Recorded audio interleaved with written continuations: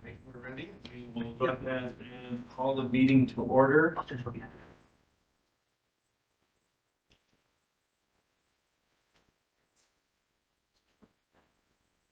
right, let's call the meeting to order.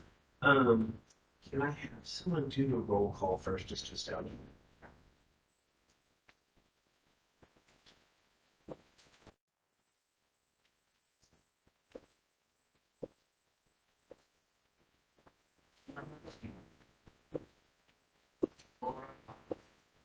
Present.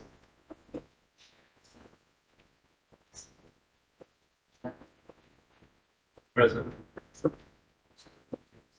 Present. Present.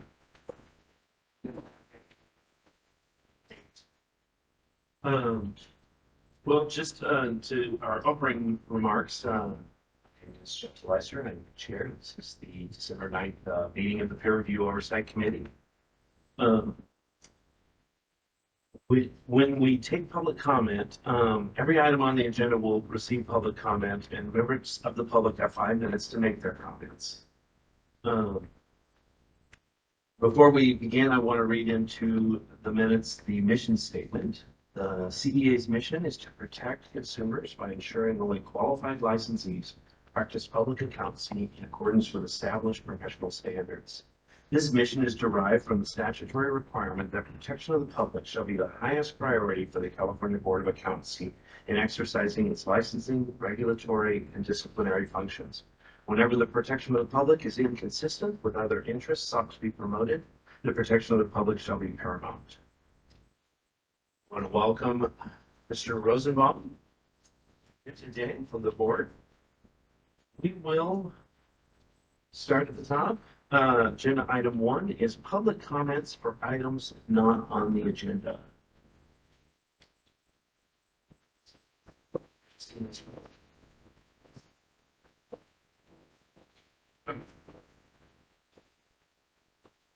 Seeing no public comments, we will move on to item 2. Item 2A is the approval of the May 13th, 2022 meeting minutes. Since we're reading those, and we'll entertain a motion to approve. Certainly. Absolutely.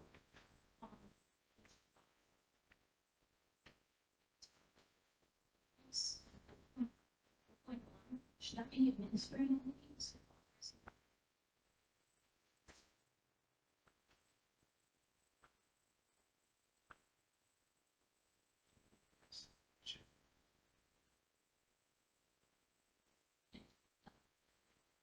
Okay. All right. Got a motion with that correction to approve. Do I have a second? I second.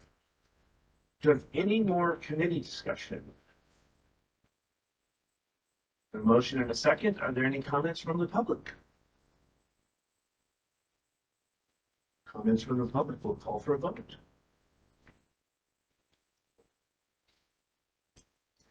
Nick Peterson. Fausto Vinagosa. Approve. Sharon Salick. Laura Ross. Approved. Jeffrey DeLizer. Approve. Motion carries. Motion carries. Item 2B is the approval of the August 12th, 2022 peer review committee meeting minutes. And I will okay. And I know it was happening, but in the middle, so it's fine. This one, 14 business days, actually.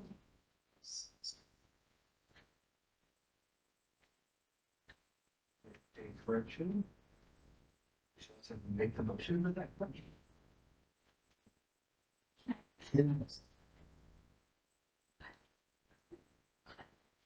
We got a motion to approve. Do I have a second? I wasn't there either, but I'll second. Okay. We got a second there. Any further discussion? Any comments from the public? Let's call for the vote. Jeffrey DeLizer, Approve. Sharon Selling, Approve. Fausto Yosef, Approve. Laura Ross, Approve. and Nick Peters. Approve. The motion carries. All right, moving on to item 3, the report of our CBA liaison. I will turn it over to Mr. Rosenbaum. Thank you, Mr. DeLizer. And thank all of you who are members of the PROC committee. Thank you for your service. First time I've been here to a PROC meeting, and I've got some information to provide to you at the last couple of meetings at the board.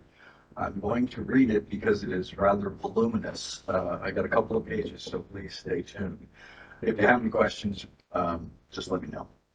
So first of all, at the September 2022 CBA meeting, at the September CBA meeting, Patricia Hartman of NASBA, the National Association of State Boards of Accountancy, the director of client services, she provided a presentation regarding the process that NASBA uses for approving mutual recognition agreements. Mutual recognition agreements are those with other countries, so that they line up the requirements for chartered accountants, for example. I think there are now 12, if I'm not mistaken, that there are countries that have mutual recognition agreements. Also, at that meeting, the CBA approved a letter to the AICPA regarding maintaining the relevance of the uniform CPA examination, aligning the exam with the CPA evolution licensure model exposure draft, agreeing that the core and discipline examination blueprints within that exposure draft, which were based on practice analysis, represent the knowledge and skills required for newly licensed CPAs. So if you haven't heard, the big effort is making sure that we've got our newly minted CPAs with the right skills to tackle the current environment. And so we did issue a letter saying that they are on the right track with their blueprint. Also at that meeting, the CBA approved a modification to the consideration of the CPA Experience Requirements Task Force, also known as CERT, C-E-R-T. The consideration of the CPA of the CERT composition to replace the member representing consumers with a member from a CBA advisory committee. The CBA confirmed the appointment of Michael Williams, CPA, to the CERT. Mr. Williams currently serves as the chair to the qualifications committee. Also, the CBA approved regulatory changes regarding early entry to the CPA exam and directed staff to initiate the rulemaking process. And so, for those of you who may not know, that is the process by which you can take the exam prior to completing all the education requirements. So that's a great benefit to those that are still at school and still learning accounting, and it's a lot easier to take the test when it's fresh. The CBA also approved regulatory text regarding the sale, transfer, or discontinuance of a licensee's practice and directed staff to initiate the rulemaking process. So those are the highlights from the September meeting. The next meeting was on November 17. At the November CBA meeting, the CBA appointed Laura Ross, CPA, to serve as the PROC chair, and Fausto, Hinosa?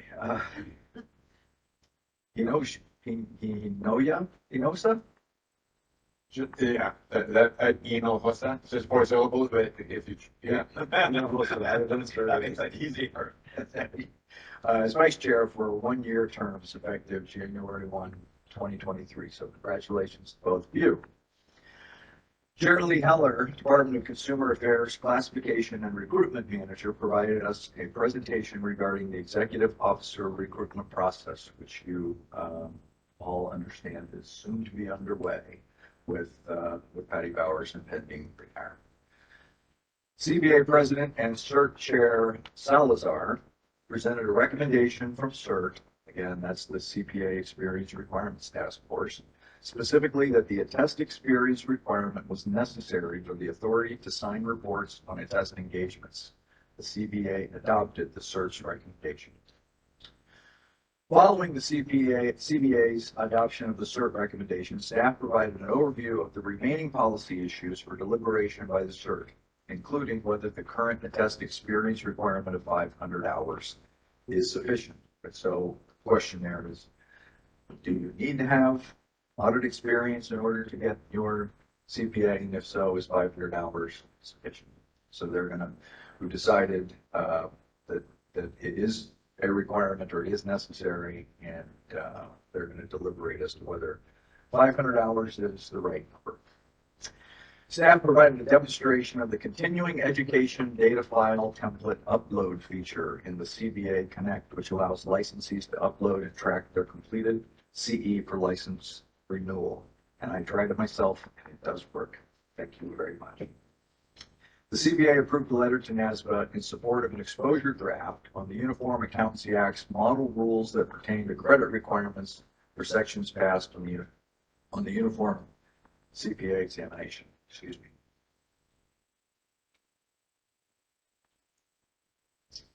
The CBA also approved the regulatory changes regarding continuing education focused on adding new learning methodologies, including nano and blended learning, and directed staff to initiate the rulemaking process. Also, the CBA directed staff to incorporate the Center for the Public's Trust Ethics Leadership Training into the CBA disciplinary guidelines for consideration on certain aspects of its disciplinary process and petition process, and begin incorporating on a case-by-case basis in here. So the Center for Public Trust is an organization run by NASBA, the National Association of State Boards of Accountancy, and they've got a leadership training class, which we've now decided might be very useful in the disciplinary process to have them go through that. The CBA also reviewed final actions and outcomes on legislation the CBA took a position on in 2022. If members are interested in reviewing any of the bills, they are listed on the CBA's website. The next in-person CBA meeting will be held here at the CBA office on January 26th and 27th, 2023. And that concludes my report. Are there any items of discussion or questions?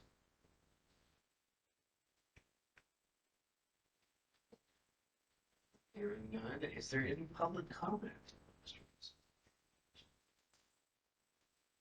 Seeing none, thank you very much. We will move on to item 4A, which is a report on Council Society RAB meetings and the AICPA Peer Review Board open session meetings. And your materials indicate that there were 5 RABs attended since our last meeting, and that those checklists were completed and that they all met expectations. However, is there anything there were 3 different of you that observed those RABs? Is there anything to report from those things?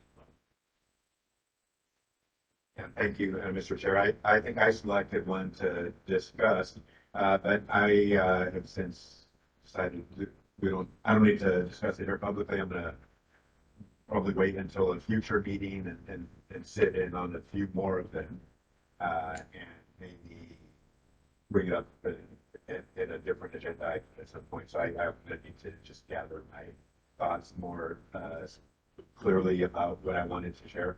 If that's okay. That sounds good.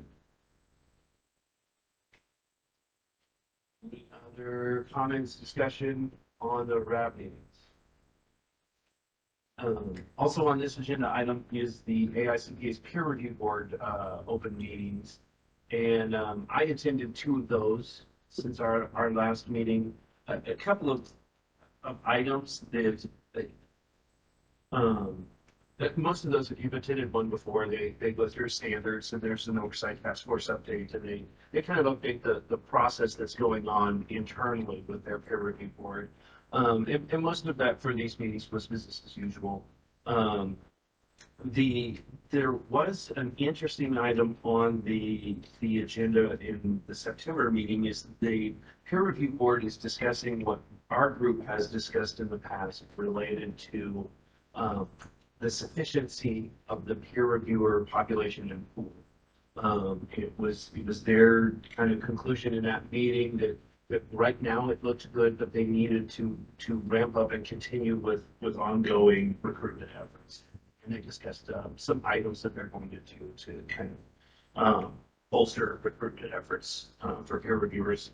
One other item out of the November meeting is coming up in 2025, and just to get this on staff's radar, the peer reviewer conference, the AICPA's 4-day conference with continuing education. There's usually, during that conference, there's enough education that a brand new peer reviewer could come in and get all of their education requirements so they can get started. That conference will be in California in 2025, and it hasn't been in California.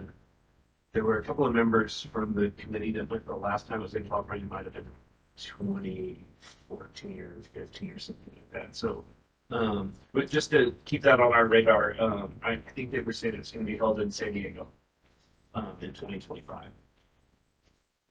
Other than that, the meetings met our expectations. Nothing further to report on that. I will, however, open this agenda item to public comment.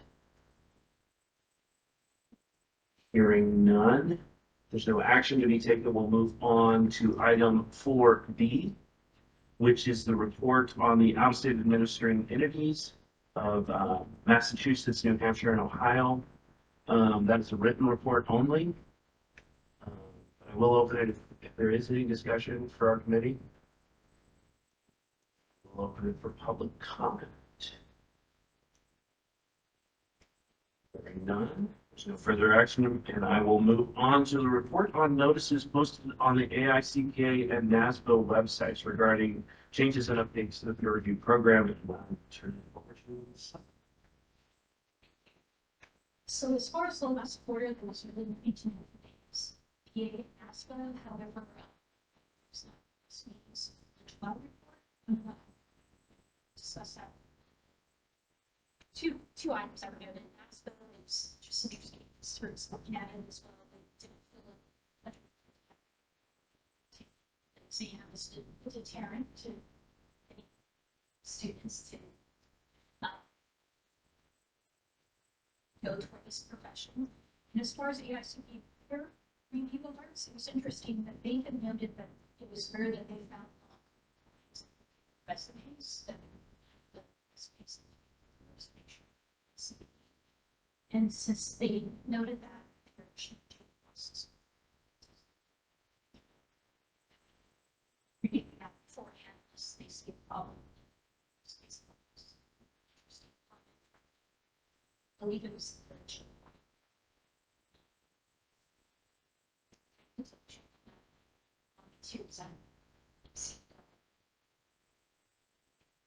That might be one to follow.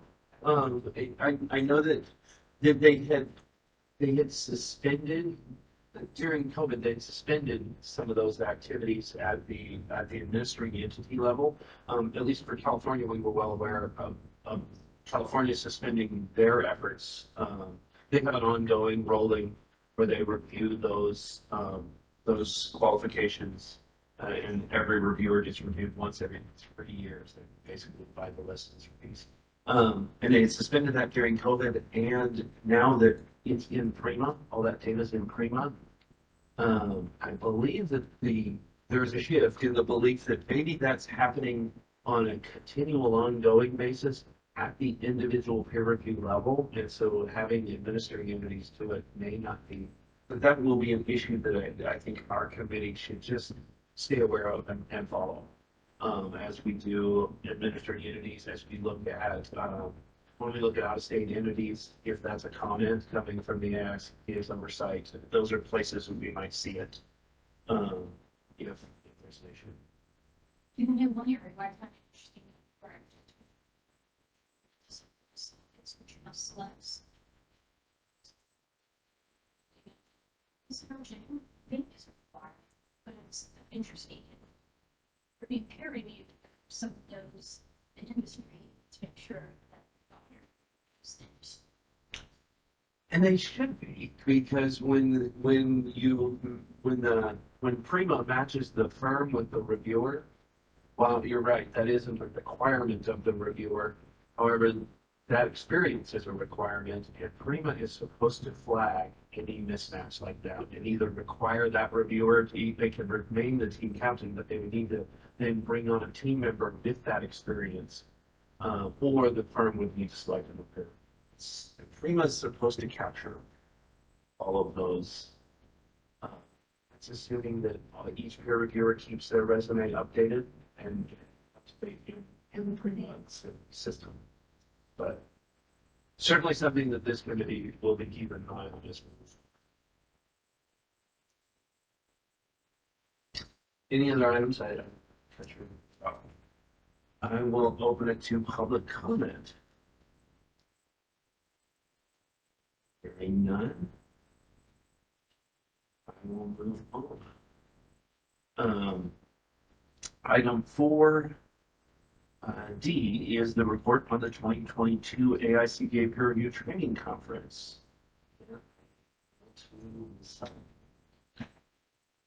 So I attended 3 of the sessions.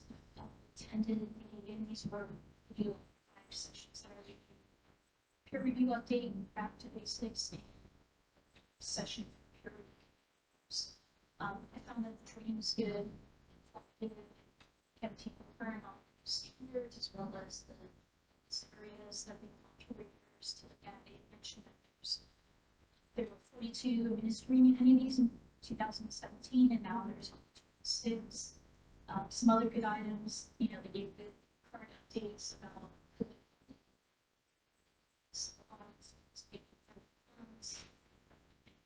subject was strong.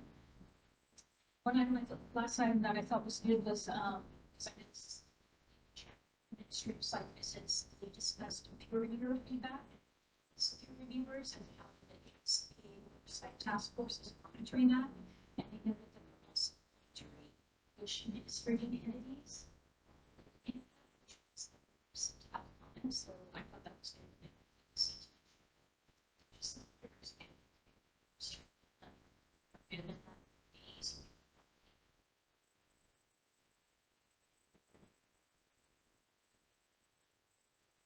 It's interesting the overlap that we see, because we will see comments from the AICPA on those issues when we look at either the Cal Society or those other out of state. If those feedback forms aren't timely and aren't submitted in the required situations, they get comments back. Any public comment on the side, or any questions or comments from the committee first? Any public comment on this side? Moving on to item 4E, assignment of future peer review oversight committee roles.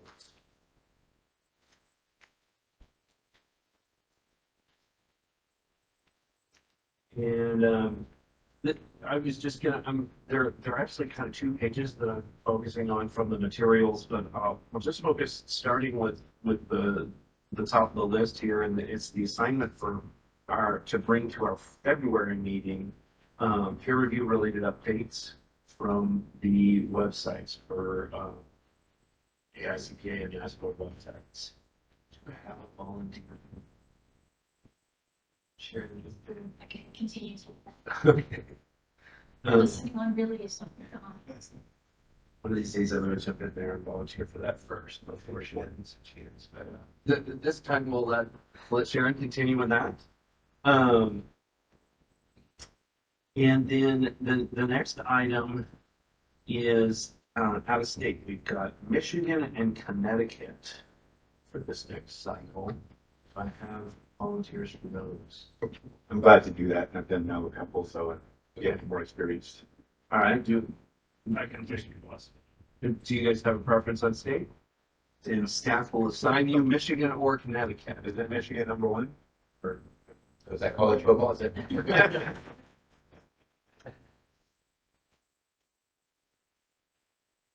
There are 4 RAP meetings, 2 each day, December 27th and 29th. However, if I had looked at That's right. We have attended almost 30 of them this last year, so I don't believe that either of those need to be attended this time around unless someone has a desire to. So, do we have a, I didn't. Right, fine. Are we over that? It looked like a really large number. But I don't remember exactly what the, but Sarah, you do?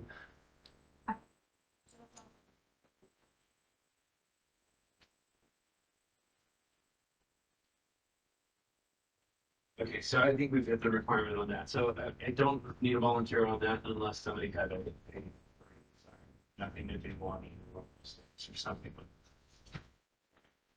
We'll move on to activities that we know about in the next one is the CDA meeting in January. It's recommended that our chair and vice chair attend that if at all possible with your schedules. Yeah, I think I shared with the team here that I was going to be unable, unfortunately, to do it. But Laura, you need to be there. Okay. Great. And then February 8th is another AICPA peer review board open session meeting. This is a telephone call that you stand on.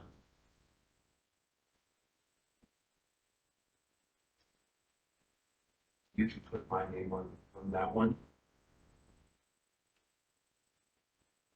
If we can have two, right? If somebody else would like to sit in and listen in on one. I would like to listen in on that.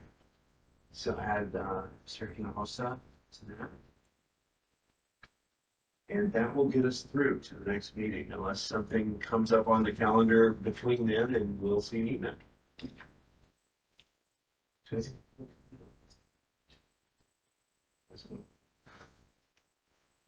there any more discussion on assignments from the committee?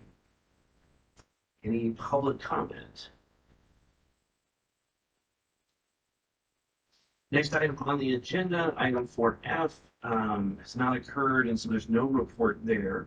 So I will move on to item 5A, report of the licensing chief and the discussion of our annual report. Turn it over to Ms. Secretary. Thank you.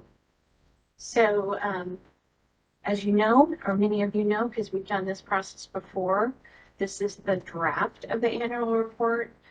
Sometimes I go through page by page. Sometimes I will go through section by section. It depends on how many comments we have. So we will take your feedback today. We will make edits. Then we will bring back a new version of this report at the February meeting. And that is where you approve it to then be submitted to the board at their March meeting. So that's kind of the timeline of where we are. You will note that the annual site visit has not yet been scheduled, and so there are several sections in there that have kind of placeholder language. So there will probably be more work on this report than maybe is typical between this meeting and the next meeting. And so we may want to think about asking some, one or two of you to be kind of point person for staff as we try and make sure that we finalize any of those outstanding sections with final language before we bring that back. So we're going to go ahead and go through. We have Matthew and Sarah are taking notes, and so they will give me a strange look if they didn't understand the edit. I'm kind of looking at Sharon a lot because she does dictate whether we go page by page or section by section. But I will also let you know that really we only need to talk about content type of changes. If there's anything grammatical, typos, things like that, you can just hand those edits over to staff and we will take note. You have until the 16th of December if you really want to go through and see if you can challenge Sharon on her role of copy editor and see if you can find something she didn't. you can go ahead and do that as long as we get those back by December 16th. So now if we all have that report in front of us, we can kind of go through it, and we'll start with the message from the chair, Mr. DeLizer. Do you like what you said on that message, or does anyone have any suggestions on that? It's on page 3.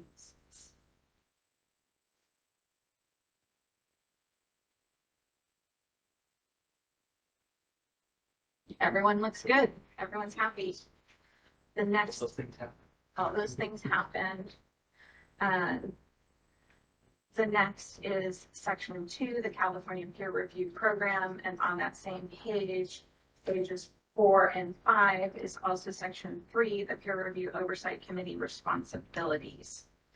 So going through page 5, any comments on anything there?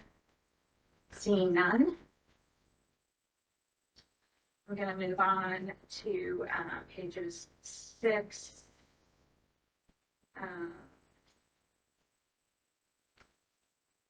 7,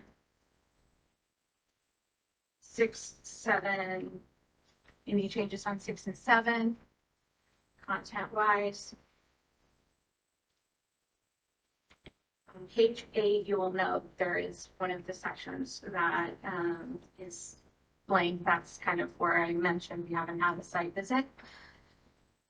So that will be interesting to kind of have this final for our next meeting. So we'll want to make sure I have stuff to work with. So if we keep going, pages 8, 9, 10. Sharon, are you going to have any comments? I do have to. Okay. So that's 8, 9, and 10, seeing none. I'm going to get to a point where there is a new table in here, I believe. Just haven't seen it yet. Okay. Page 11. Okay. So maybe we should, any comments on page 11 itself, given there is a new table there? None. 12, 13, 14, stop. Page 13. Under the Massachusetts zoning, I'm assuming this came straight out of the ARCP one, but just needs to be updated to SharePoint, and I didn't know what this was. Okay. We will see if that came directly from the report, and if so, we can just add a bracket there to insert some information. Okay. So moving on to 14, 15, and 16.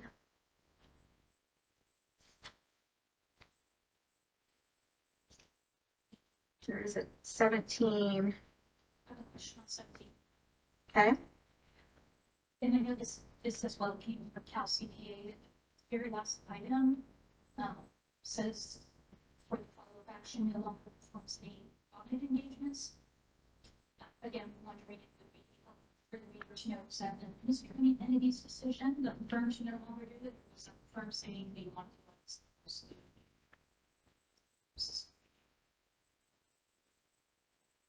Okay, so that's just a clarification. Maybe we use a different phrase there for that one. We'll work with, Okay. yeah, we will work with Annette on whether or not we can clarify or. There may be blended. There may be some that voluntarily did that, and then some that were somewhat instructed if they were not doing that.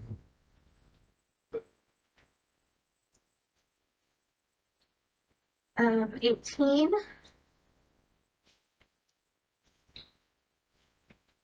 19. 20.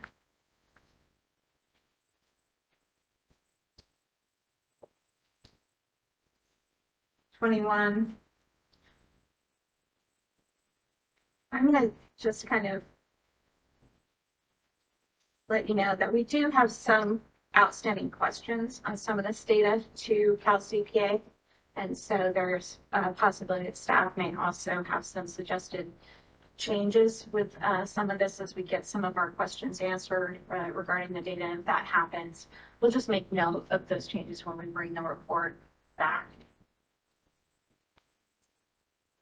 22, 23, 23. Yeah, I specifically want to point out the table on table 14. This is one of the tables that we asked to be added to try and increase the data that we have related to the pipeline of peer reviewers and any type of risk that might be associated with an individual reviewer or an individual firm potentially having a very large share of reviews, and what that might mean if they retire or if something happens where they are no longer eligible to perform that function. So this is the data that we received. We have some outstanding questions. Rich Semidian's hiding in the back there representing Cal CPA, and they are working with us to interpret this data and determine if this is the best display of the issue that we're trying to provide information on. You may all recall that providing additional information related to the peer reviewer pipeline was one of the recommendations that you had in last year's report. And so we did want to be responsive to that and have additional data that you guys could interpret and have in your report. Right now, I'm not 100% confident that this is what will be displayed in the final one. So we'll go ahead and we'll work with whomever I have appointed and potentially swap this data out with something else. If you can keep that table on wondering maybe a subtotal, it's just this looks like about 40% concentrated. Just individually be all some of that. I think that's a good idea. And I think one of the outstanding questions that we have is just trying to understand who may have been included in this number. Was it anyone that was a part of the review team? For example, it was one of the questions, and if so, how might that impact any interpretation or comment that we might want to make about the data? So that, I think that's one of the outstanding questions that we have, if that helps. I think the second outstanding question we have related to that table is, would it be helpful to have something similar for firms so that we're not looking at individual reviewers? It's unclear if that is data that is accessible and whether or not that would be something that might be helpful to us as we look at any risk factors associated with the pipeline of reviewers in the future. So any comments given? I've said a lot about kind of that particular table right there. Any suggestions you might have?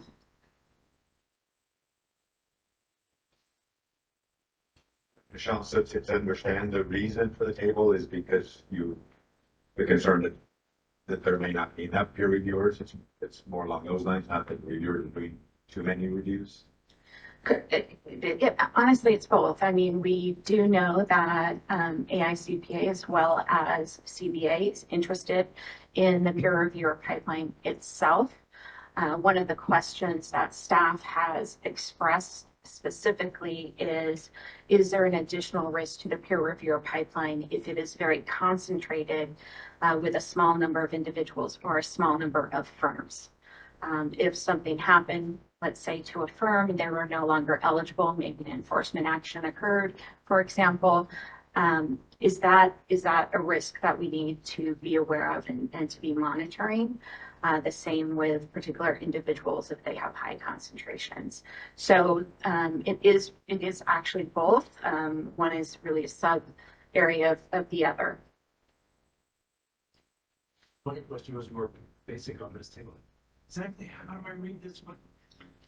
Am I, So I think we actually are, when Why? reviewers, no, I think we need a new column to say, reviewer one, reviewer two, reviewer three, because each row is an individual. is a reviewer? Individual reviewer, that some of them are identical. So I was going to do them 1 through 10, but that doesn't really work out. So we are trying to get more information to make this better. So this is kind of a placeholder right now. Right. We got the data and we still have outstanding questions. And so I anticipate it will look different. If you have any suggestions on any additional questions we might ask Cal CPA on this table, I'm happy to pass those along and Rich can write them down back in the back. But at a high level, if the premise is that the peer reviewer pool is shrinking, what we would see on this table is we would see these percentages on the top 1, 2, 3, 4 reviewers of California reviews going up. And any big spike, in somebody goes up to where they're doing 20% of the California reviews, then the risk increases that person retires. Yeah, I think the point of the table was to see if a small number of reviewers were doing a large portion of the reviews. And to be completely transparent, we did specifically ask about certain individuals and certain firms, and that we thought had a particularly high concentration. As we look at this particular risk, we were given numbers that we thought were high enough to cause us to want to receive this type of data in the future. But then receiving the data displayed this way did not show the same type of concentration.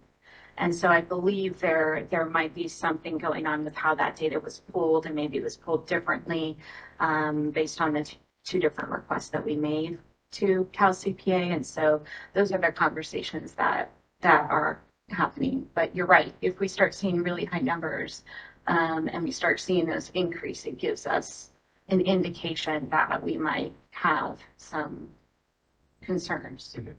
And we could just read this, the top 2 reviewers in California in 21 were doing 12%, just under 12% of all. Okay. Yeah, question. So if that's true, if they're doing 10%, that means that there's only 500 total reviews. So that's why I don't think those percentages, they don't seem accurate, because it'd be 27 divided by the total number of reviews, which I don't know how many there are. I mean, there got to be thousands. Because I don't believe these are unique. Like I said, we believe that they are associated in some way with that review. And I think that is probably the distinction between the two data pools that they did for us. And so Mr. Smithian helped us identify that. Thank you very much. And so we are trying to come up with a better way of displaying it. The concept is great, because that's exactly the data. And then once you had more years, it would become even more meaningful.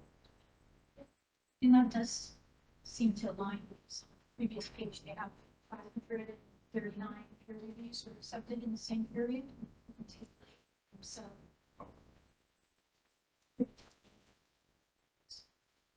Well, I'm going to take back the positive feedback that we have a good idea. I think that the idea, I was having a little bit of difficulty the first time I read through this, knowing exactly what I was looking at. But I understand it now. And then once you had a 5-year trend and could see what was happening, it becomes much more meaningful. So. Have we established like what we think a concentration is? I don't know what the average percent of reviewers is for a normal peer reviewer. But we have some at 2.3%. If that average or median amount is like 2%, is that really concentration? So maybe if we have some data showing what the average amount for the whole area is, help get some,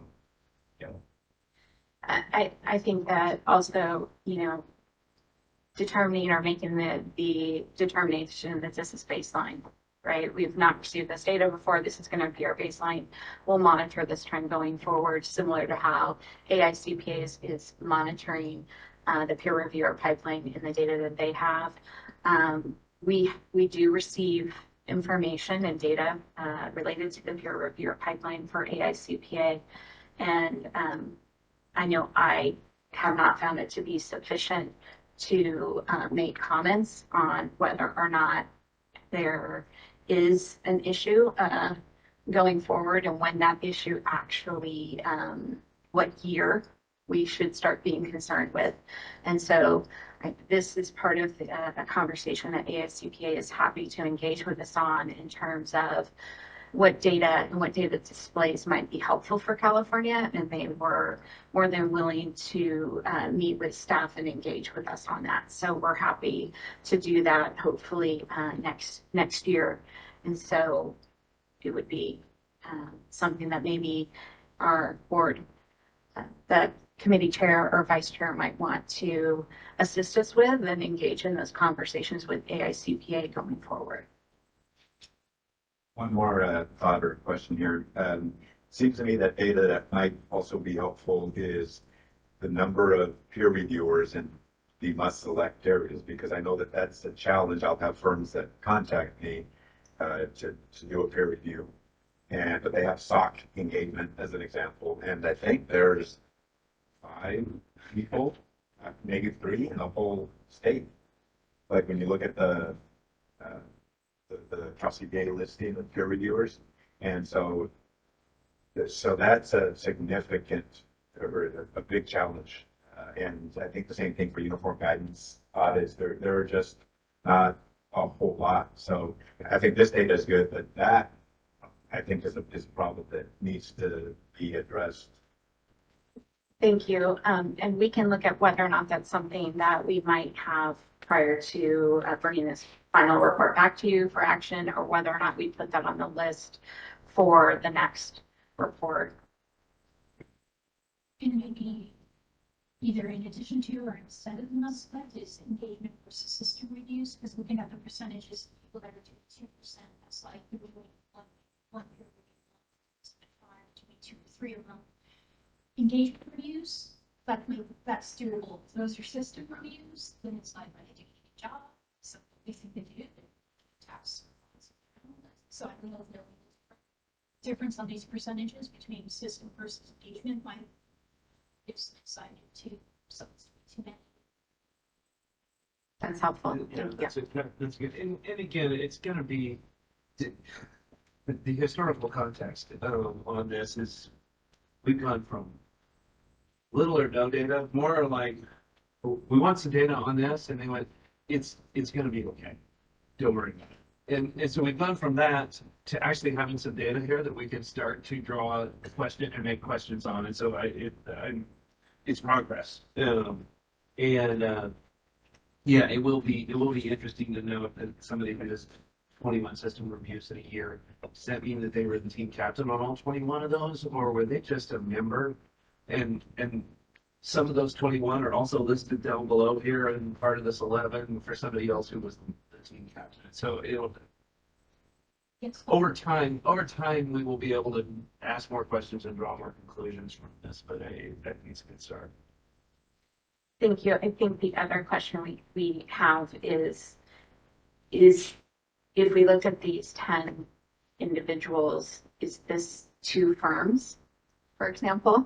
And so from the perspective of eligibility for a firm to do this particular work, we think it is also crucial that we find a way to look at the data from that view also. And so whether or not we can do all of that and get that back to you for February, I'm not sure. We'll do what we can, but what we don't do this year can be part of the data conversation we have with AICPA for next year. So that is almost the last page. So any other comments or any general comments on the report itself? Okay, seeing none, I'll hand it back over to you, Mr. DeLyser.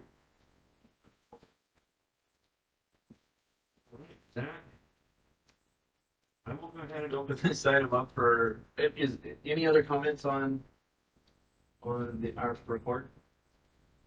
From the committee, any public comment on the draft report? Seeing none, I will move on to item 5B, an update on activities for committee recruitment. Thank you. So as all of you are aware, we frequently have positions on our committees vacant.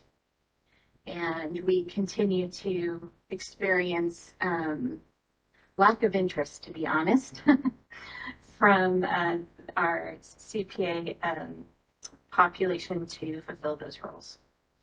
Currently, I believe the PROC only has one vacancy. That's correct, right? You are very lucky. My other committee has 4 or 5. So we're doing pretty good here.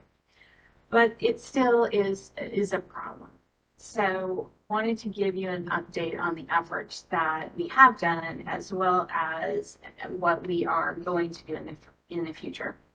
So currently, we have a page that we maintain on our website that focuses on volunteering and serving on our various advisory committees. We want to make sure that we enhance the visibility of our committee information. And I think some of you are probably aware of that because you've been asked for your pictures and so forth. And so trying to enhance visibility of our committees and might make them of more interest. We also ensure that we have information within our publication called the Update, as well as our monthly report from our executive officer to our board members about vacancies so that they are aware and can provide assistance as appropriate. Cal CPA also is currently sharing information with their membership to help us with recruitment. We also send information to retired committee members who may be of assistance with us in terms of, hey, do you want to come back? Or do you know of someone that might be a good fit for us? In terms of our future efforts, we will continue to do videos as well as podcasts or interviews. Laura Ross, I believe you were interviewed for one of our publications. Yeah, I was a Yeah. I loved your interview. I thought it was so it came across as so human, not just I'm just a CPA, but we really got a feel for you as a person. And it was a great interview. And I think those are the types of things that might help spark some interest in terms of seeing this as a way to network and collaborate with peers. And so thanks. And also just made me adore you when I saw all the work that you do in terms of volunteering. But the other thing we are going to do is we're going to give all of you here soon a toolkit. And the toolkit is going to provide you with sample social media posts, as well as sample emails that you all can use in terms of helping us in the recruitment process. I know I had a conversation with a member of one of my other committees, and he is in a professional association that's smaller than say Cal CPA, but is still a professional association. And he said they have a bulletin, a virtual bulletin board, and so things like that. Don't forget about those as we send you these this toolkit. Of course, there's always your LinkedIn account and all of those things we hope you'll use, but also think of maybe some different associations or networking opportunities that you already participate in so that you can help spread the word, whether it be the PROC or one of our other committees that might have vacancies. That is the update on that one. Any questions or comments from the committee? Any comments from the public on this item? Hearing none, that brings us to item 6A, agenda items for future PROC meetings. Recommendations.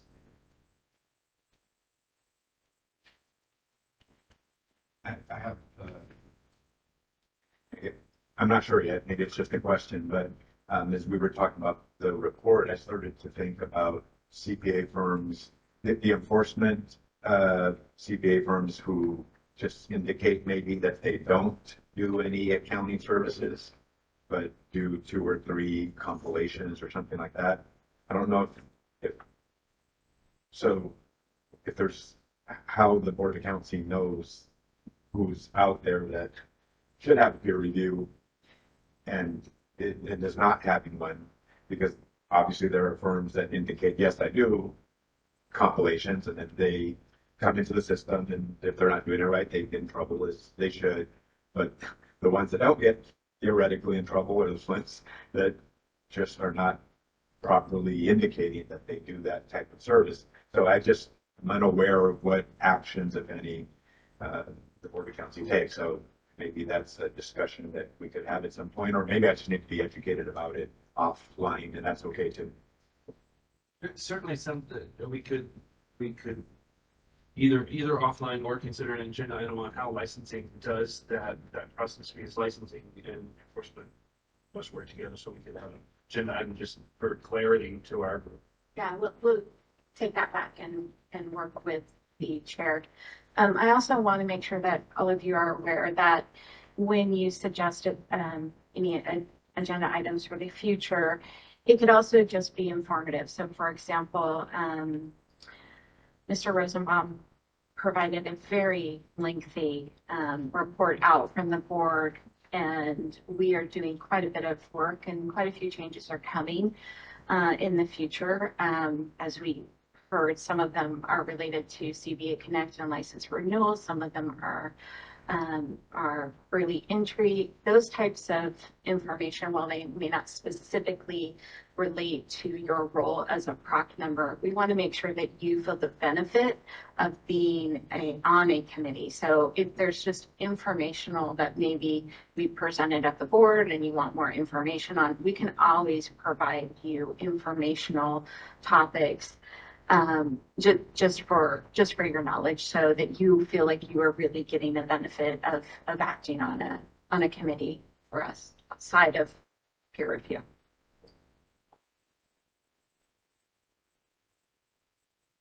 Any other recommendations for agenda items? Any recommendations from the public? With no further business to conduct, we will adjourn this meeting. Thank you all.